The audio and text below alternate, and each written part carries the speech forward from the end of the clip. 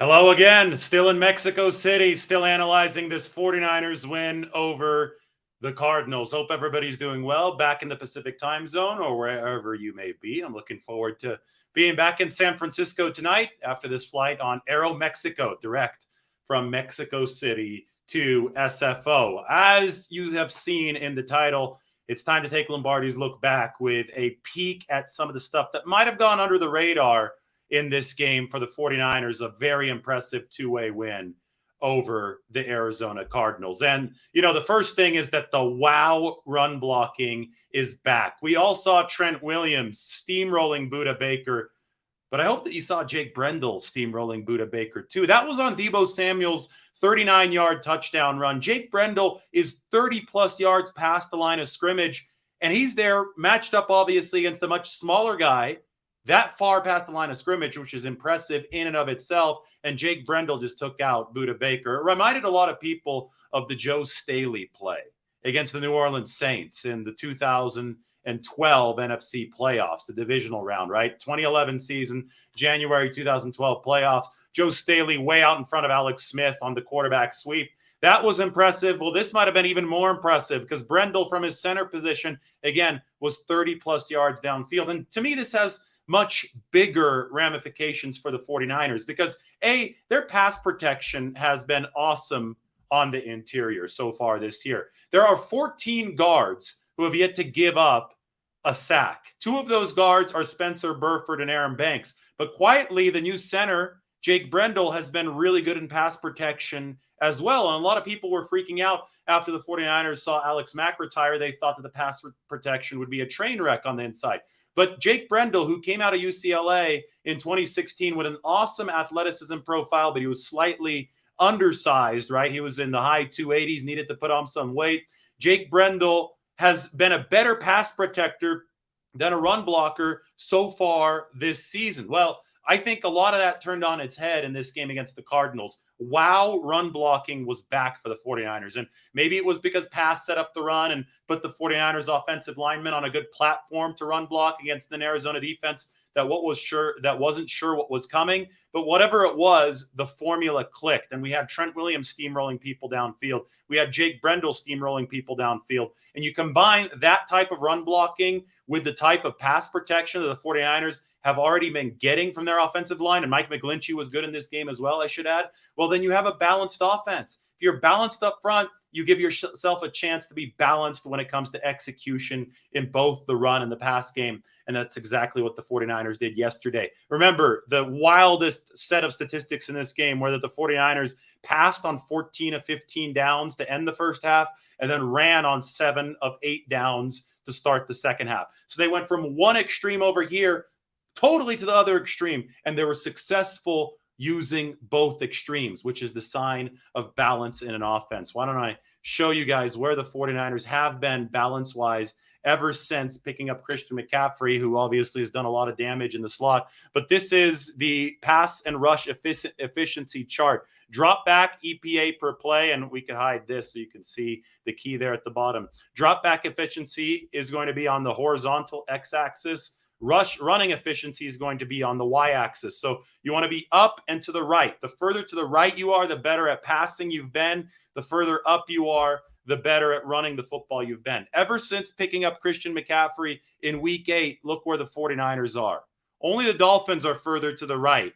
But the drop back passing efficiency has been lethal for the 49ers, and they're above average, above this red line in the run game as well. And I'll tell you what, if they continue doing what they did against the Cardinals, it's only going to go up for both, but this run game will only go up, and the 49ers can be the only team in the very upper right-hand quadrant. So what's happened for the 49ers is that the run blocking has really benefited from the fact that this offense is becoming comfortable embracing its identity. The ability to pass the ball on 14 of 15 downs might seem foreign to the way that Kyle Shanahan has run the 49ers, but it is reflective of the reality that the 49ers see this season, and that is that Jimmy Garoppolo is one of their best football players. He is looking comfortable. He is playing efficient football. He's even delivering off schedule. The touchdown to Brandon Ayuk at the start of the game, he went through his progressions right to left, finds Ayuk with a dart with that quick release. It was awesome stuff from Jimmy Garoppolo and the 49ers. That was all part of the stretch where they embraced the pass game because they know that the pass game can be the driver of this team. And of course, Christian McCaffrey, being as good as he is as a slot receiver, is a big part of that 49ers pass attack, having the space, having the outlet, having the comfort necessary for Garoppolo to be playing the kind of football that he is playing. All right, let's talk about DeMeco Ryans' defensive adjustments because they blew Nick Bosa out of the water. Nick Bosa is just saying, oh my God, this guy, his adjustments, they're magic. Every single game, he makes halftime adjustments that completely stonewalled the opposition. That's 3 straight games in which the 49ers defense has pitched a shutout now. And yesterday, the primary adjustment was on DeAndre Hopkins. He had 7 catches for 77 yards in the first half. The 49ers couldn't stop DeAndre Hopkins, but then they started running that double team on him. And I thought one of the game's biggest plays was when you saw both Tashaun Gipson and Charvarius Ward crunch DeAndre Hopkins, and he dropped the football.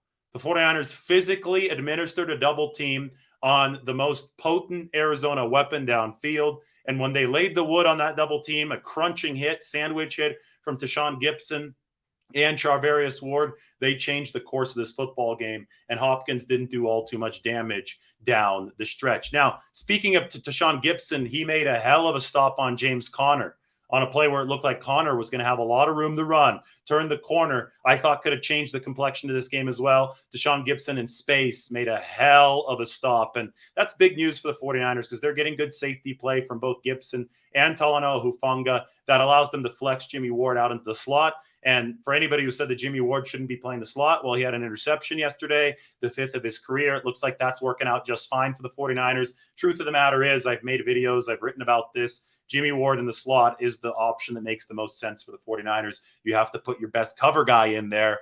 And, you know, you speak of the slot. Well, Samuel Womack III is earning his stripes, but they had to have him at outside cornerback yesterday after the brief injury hiatus for Charvarius Ward. 49ers now saying that it was only an altitude issue, but they initially said it was a groin issue. I thought Charvarius was limping off the field. I don't know. He was back. He played well, obviously, made the adjustments against DeAndre Hopkins down the stretch. But how about Samuel Womack earning his stripes? He registered the interception at the end of the game after dropping what could have been a pick 6. But that interception sealed the 3rd straight second half shutout for the 49ers. But he's earning his stripes via special teams. He's turning into a great gunner. He's downing those punts down near the goal line. Easier said than done when you have to do that in that 7,000-foot altitude. So Samuel Womack, I mean, sooner rather than later, he will be the 49ers slot cornerback. But newsflash, you ain't benching Jimmy Ward now. Jimmy Ward is a good football player, and he is a veteran that is the 49ers' top option at nickel. I could totally see a world, though, and you knock on wood because you don't want to see any injuries, but I could totally see a world in which one of the 49ers' 2 safeties gets hurt, misses some time. You have Hufanga or Tashaun Gipson. Ward has to move back to safety, and Samuel Womack is earning his seasoning right now. Samuel Womack can slide into that nickelback position. That's why depth is really, really important. You know where the 49ers have depth?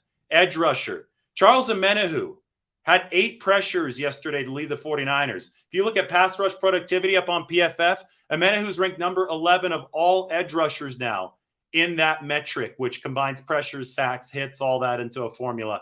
That is awesome for the 49ers. Bosa's obviously in the top 5. So if Omenihu keeps this up, the 49ers are going to have 2 top 10 edge rushers, which is something that can allow you to have an elite defense, especially if the back end is playing well, and they are for the 49ers. The linebackers are also playing really well. We saw Fred Warner deliver on a blitz. How about Dre Greenlaw yesterday? He was all over the field. But Charles Omenihu, my God, this guy's earning himself some money. He's going to be a free agent this offseason. Do you know what he cost the 49ers?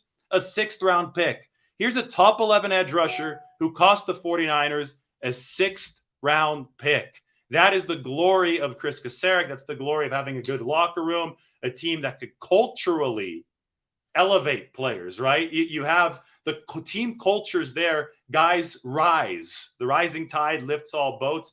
The Texans weren't doing it for Omenihu. They weren't coaching him. The 49ers are, and that's been a big, big development. It's probably going to be tough for the 49ers to afford this guy moving forward into next season. He's on the Arden Key plan, right? Shows up, 49ers develop him into a guy that can make some money for his family moving further along. I talked about the 49ers interior pass protection. Can't say enough about Banks, Burford, Brendel, Brunskill. That's a hell of a law firm that the 49ers have operating for them. All right, let's talk about two-way efficiency. Look at the 49ers here. Ever since they acquired Christian McCaffrey, these are team tiers. We love team tiers, right? So you have offense on the bottom, and you have on the x-axis, and you have defense moving across on the y-axis. You want to be further up and to the right. These diagonal lines, if you're above one, you're in a higher tier than the team below a diagonal line. Well, we have a bunch of tiers, and we have two tier one teams in the NFL since week 8, since the 49ers picked up Christian McCaffrey. The 49ers and the Miami Dolphins. Guess who plays in 2 weeks at Levi Stadium? Mike McDaniel's Dolphins against the 49ers. That is going to be a showdown against potentially the two best teams in the NFL. We'll see how the rest of this season shakes out, how these teams keep on playing. But the Miami Dolphins are a tier one team because they're ultra efficient offensively. Their defense has been below average, but they're still a tier one team because that offense has been so good. And the 49ers are a tier one team because they're getting contributions from both their offense and their defense since week 8. Now, keep in mind that this includes the disaster of the Kansas City game for the defense in week 8. That significantly lowered the 49ers here on the y-axis. If you took out week 8, as the 49ers hope happens, because it's going to, if that's an anomaly, to at least some degree, the 49ers obviously will be in better shape than this graph suggests. But without that, they'd be up here, somewhere up here, right, with their defensive efficiency. Look where New England is at. Terrible offense, really good defense. That's kind of funny over there on the left side. But the 49ers have still been good enough, even including week 8, to be a tier one team. And the reason I talk about two-way efficiency is because that's what's going to win you a Super Bowl. You're not going to win with only offense. For example, a team with only offense but really poor defensive play. Well, I mean, Miami is probably the closest to that. They're below average defensively, but they're not terrible defensively. This is only since week 8, so I can't find a great example of a team down here. In the past, we've seen the Raiders in past seasons in spots like this. Good offense, poor defensive efficiency. And you see the opposite, though. New England, as I mentioned, poor defensive efficiency, or poor offensive efficiency, but really good defensive efficiency. As you can tell, neither of those two works to have you in the upper right, which is where the 49ers are as a tier one team. So that's been impressive for the 49ers because that is what's going to pave the way to Super Bowl contention. As always, this is something that you need to check out. This is the article from yesterday, how Jimmy Garoppolo's 49ers rare pass-happy stretch fueled the blowout win in Mexico. Folks, narratives that were really bad that obviously we've combated with our coverage, those are being rewritten now across a much broader scale.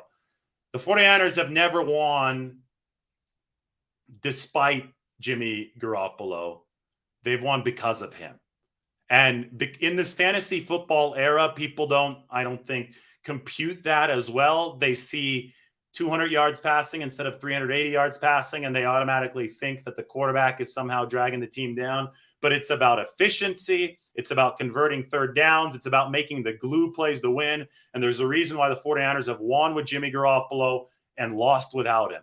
And it's because he's made the glue plays. And guess what? He's even better now at making those glue plays and avoiding the giveaways that can be catastrophic than he has been ever before. 1.5% interception rate. First time in 3 years. First time in 3 games. Here, let me rephrase this. First time in Jimmy Garoppolo's career that he's gone 3 games without throwing an interception. Efficiency at levels that rival 2017 in that 5-game stretch for Jimmy Garoppolo here over the past 4 games or so. He is improving week to week. He is delivering in a way that the 49ers can believe in. And he's finally, I think, showing even the most stubborn doubters that this is happening to fuel the 49ers run game and not because of the 49ers run game.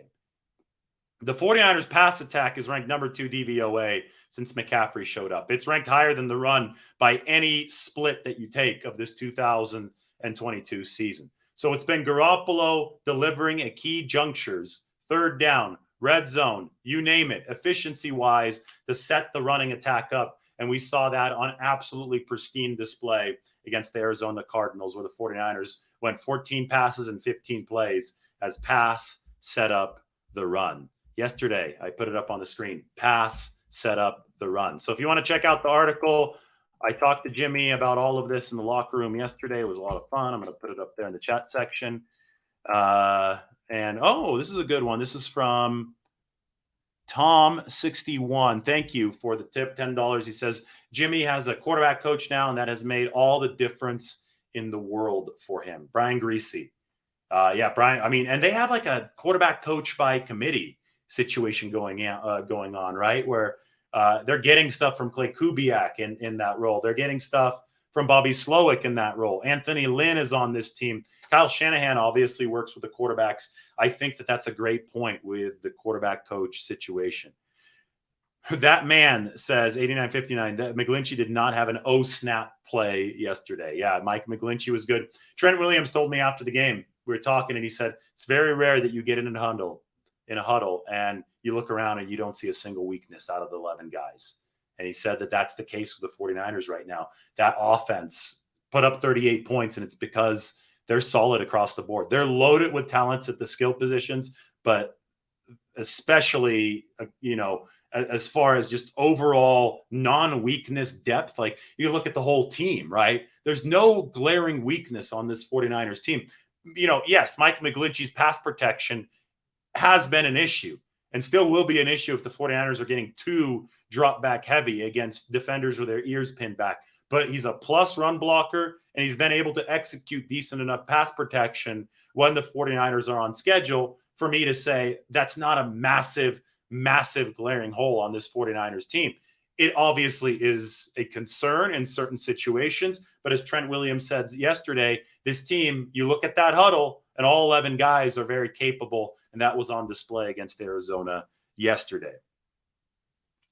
I mean, we have a comment that says, don't celebrate too much. It was just a game. I don't think anybody's celebrating. I'm just evaluating where the 49ers are right now. And if we handicap where they are right now, they're a two-way team that has a chance to make a lot of noise. It's really dangerous in NFC West. And no, it's not just one game. This is a stretch of defensive performances that have shut out opposing teams in the second half, 3 games in a row. This is an entire stretch of good football from Jimmy Garoppolo, a season's worth of it so far, right? That's happened so far this year. And it's been a build. He really struggled coming off that shoulder injury with no practice time against the Denver Broncos in week 3. And people wanted to ship him out of town with a one-way Greyhound bus ticket, right? After that game against Denver. Well, it was too early. It was a knee-jerk reaction. He has built on that every single week. The cohesion with Kyle Shanahan has improved. I reported this after the Seattle game. Jimmy Garoppolo obviously wanted to cook some more. He wanted to pass some more. And, it almost seemed that he backed into a game plan like that when he replaced Trey Lance in week 2 against the Seahawks. And he really liked that. And, it was a back and forth, give and take. Shanahan, Garoppolo, the, 2 most important figures on this 49er team, how they coalesce, how they find a working relationship and a working partnership, because we know that Shanahan wants to run a ton, and we know that Jimmy Garoppolo would love to just sit back in the gun, spread them out, and throw a ton. How they can congeal those 2 realities together and operate, that's going to determine how deadly this 49ers offense and by extension this 49ers team is. And yesterday, oh boy, they were on the same page, and they've been getting onto a progressively better and better page as the season began. So get out of here with this. It was just one game stuff. We're viewing stuff in the big picture. We're viewing the 49ers getting better week by week. We're viewing a special season from Garoppolo. Again, number 3 DVOA for Jimmy Garoppolo ever since he took over, behind only Tua and Mahomes. He's doing some awesome stuff, and he's doing it within the context of what Shanahan is setting up, and that's all you can ask for. So this was way more than one game last night. This was a realization of what the 49ers had been building toward, because they finally executed better in the red zone, and Shanahan set Garoppolo up better by passing more on first and second down. If the 49ers continue this moving forward, it's going to be a fun time for them. And I'll tell you what, there's a lot of tough games coming up. New Orleans, they're 9.5-point favorites next week. That might not be a tough game, but there's never anything easy in the NFL. Let's not kid ourselves. After that, Miami comes to town, and you already saw this. Why don't we put it up on the screen one more time? We already saw where Miami is. We might as well stretch it out and show you again. This is passing and rushing efficiency. It's the 49ers and Miami as the NFL's two best offenses as far as drop back efficiency since McCaffrey came aboard. And the two NFL tier 1 teams are the 49ers and the Dolphins. Obviously, the 49ers cannot look too far ahead to the Miami Dolphins. It's going to be a showdown. There's going to be a lot written about Mike McDaniel and company. It's going to be a hell of a game at Levi Stadium. But first, the 49ers have to take care of the Saints on a short week with Thanksgiving, a lot of potential distractions, right, for the 49ers. But that is what is next for this football team. They're back in the Bay Area. I'm going to be back soon.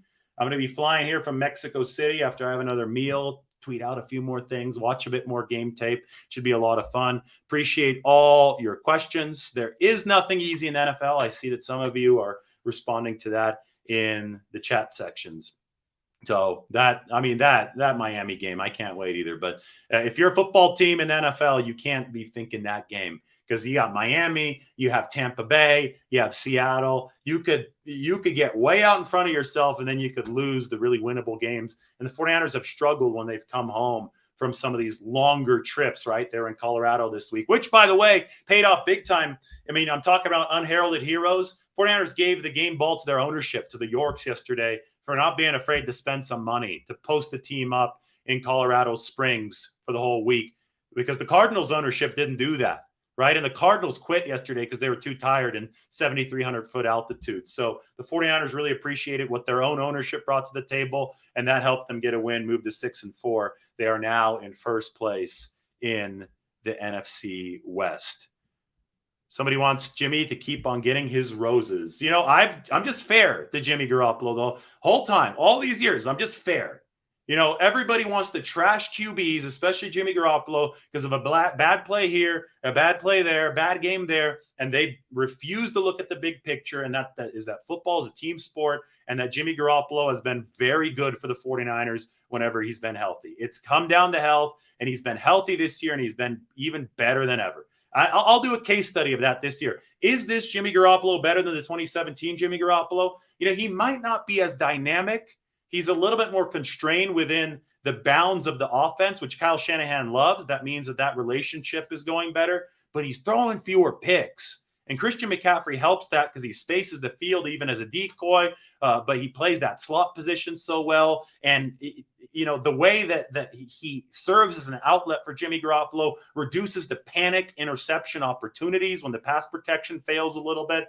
And, you know, to me, with those fewer picks, Jimmy Garoppolo is now a quarterback that is firmly in command of game flow. He's firmly leading the 49ers through these games. And the offense has carried the defense, you know, through the first half of these past games. They've set the table up in a complementary fashion for the defense, and that's allowed two-way football for the 49ers. One other thing I noticed, Tyler Kroft has now firmly usurped Charlie Werner as the 49ers' second tight end. So Kroft, the veteran, back from the MCL sprain. It's Kittle, then it's Kroft. And Kroft is a hell of a blocker. They got a little bit more veteran beef in there with Kroft over Werner for the 49ers. But a lot of good stuff in this victory for the team. Hopefully you guys have enjoyed all of the content. Andrew says keep the penalties limited, and the 49ers are going to be good. And yes, they did limit them last night. Most damaging penalty was that Spencer Burford hold.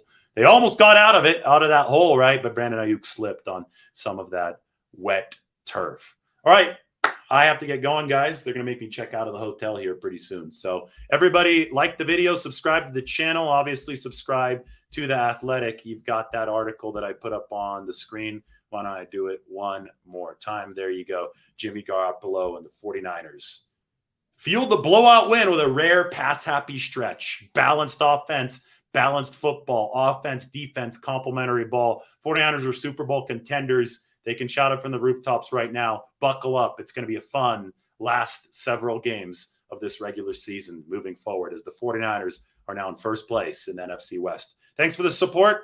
Everybody hit that like button, hit the sub button. We'll talk to you all soon.